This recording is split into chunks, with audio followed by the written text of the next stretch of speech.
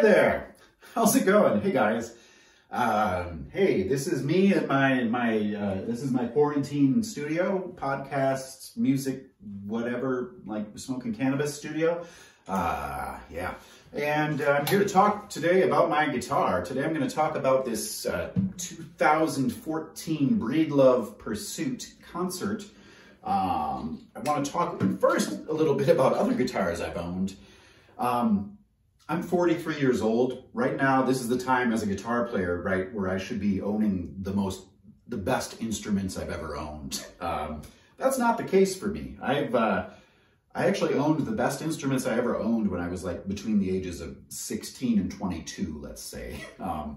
I grew up in central Wisconsin, and as a young guitar player, my parents would like drop me off when we would go to town. I grew up in the country. We'd go into town, they'd drop me off at this store called Jim Lob's Music, which was like a major pre-internet music store.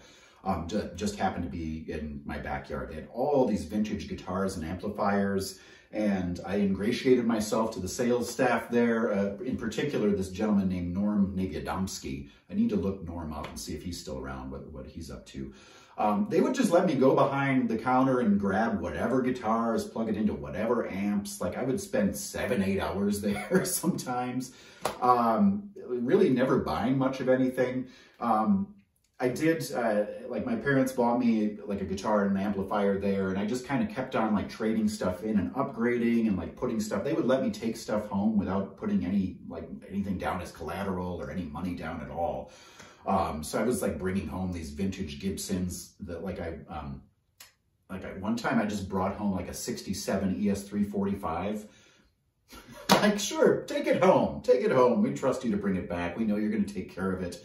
Like I had it for a gig one night, just for fun, stuff like that. But the guitars I actually owned, the first guitar I owned was like a 1989, it was new at the time, I believe, or it might have been like an 86 Les Paul Jr., like the kind of thin line Les Paul without the binding, P90 pickups, just dot inlays.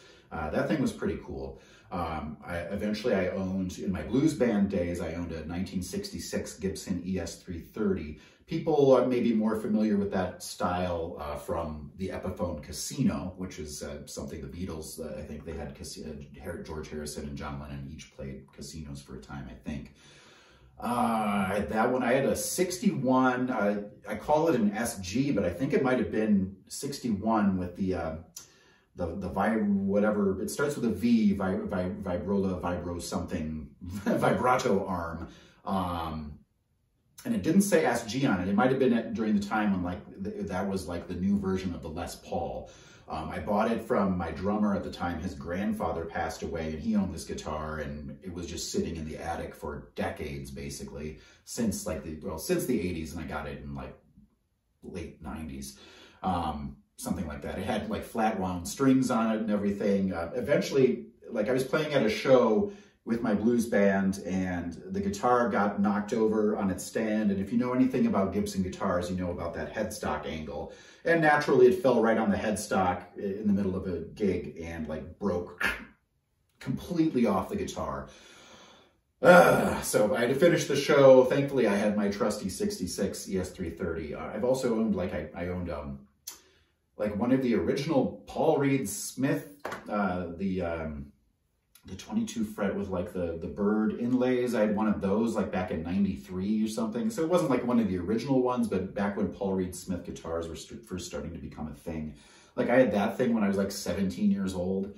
I had a G&L ASAT Classic around that time. Yeah, I went through tons and tons of great guitars around that time. And then things started to change, and I started needing money more than I needed guitars, and like they started being less nice to me at the music store. And like, since I wasn't really buying shit anyway, and like the sales staff kind of changed, my friend Norm had his own store. He broke off and did his own thing. Jim Lob's Music was getting more into internet sales and like moving through volume and cheaper instruments and stuff like that. So that whole era ended, and like I became a person who plays nothing but like shitty guitars since then. As for electrics, like I had this Carvin Bolt for a while. That was a really nice guitar. I had that in Wisconsin still when I played with the No and Maybe Game, a sort of a punk new wave kind of band. It was like a hardtail Strat copy, basically. Sounded really good, really nice and lightweight. It had the Fender noiseless pickups, which, like, people don't like those, but I liked them. They sounded really good to me.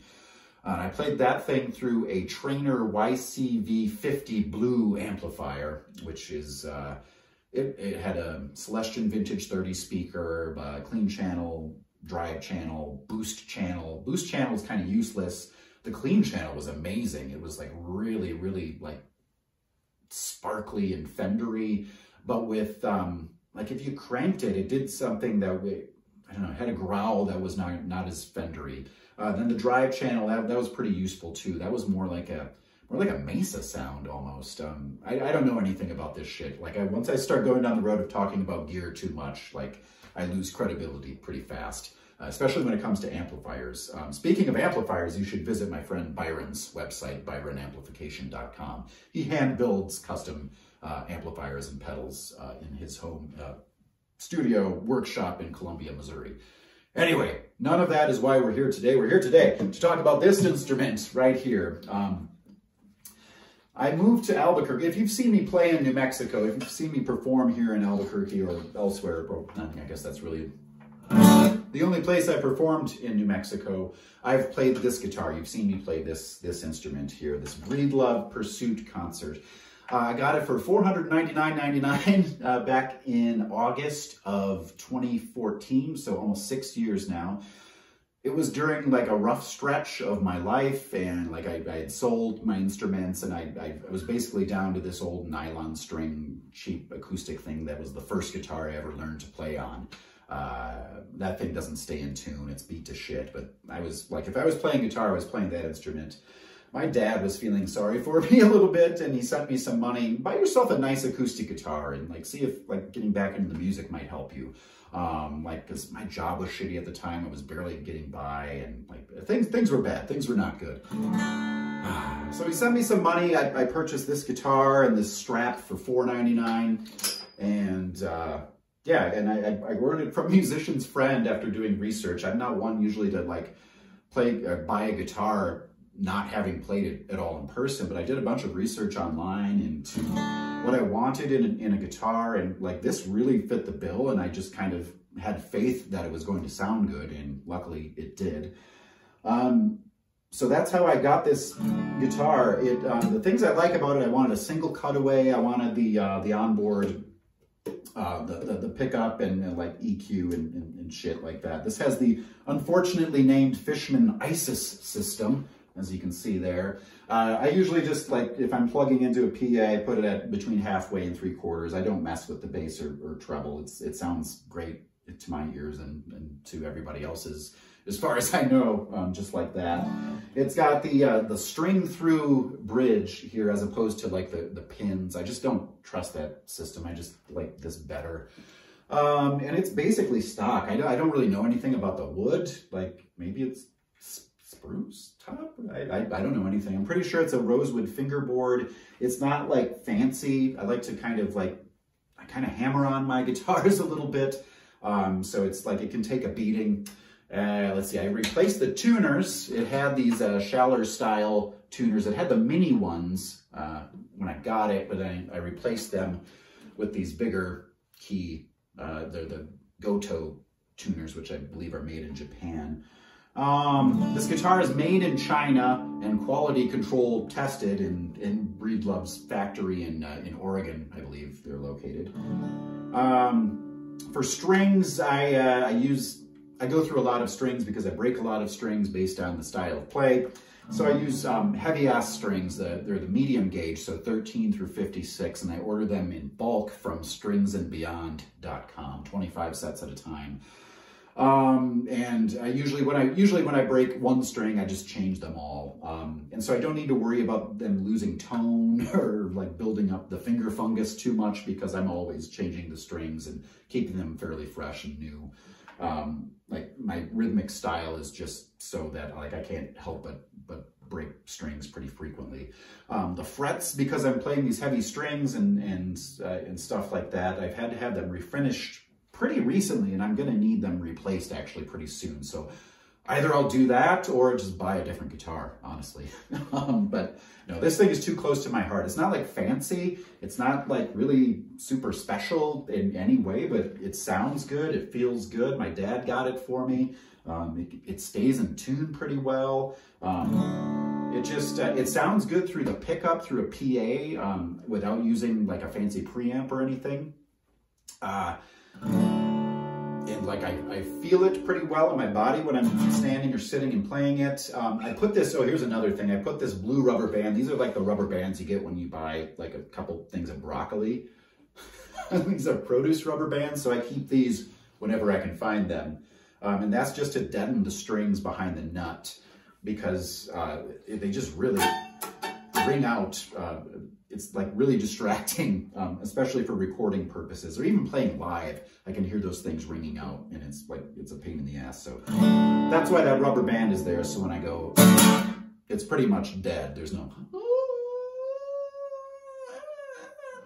ringing out after that. So that's how I play. Yeah, I went over the strings, the big strings. Like they do make thicker strings, and I'm not trying to be macho about it. This is just because like I think heavier strings are funkier.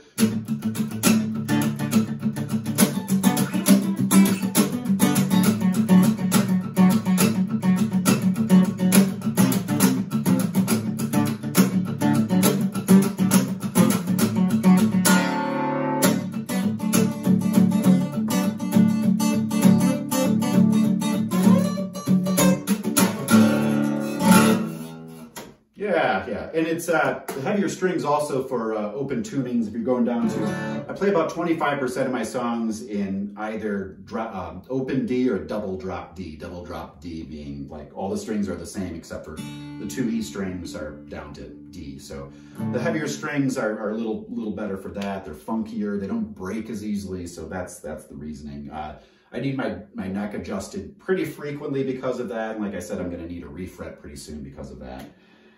Yeah, so this is my instrument. I don't know what else to say about it. It's just a good, sturdy instrument that plays, that stays in tune, can take a beating, and it sounds good acoustically or through the pickup, and I'm glad I have it.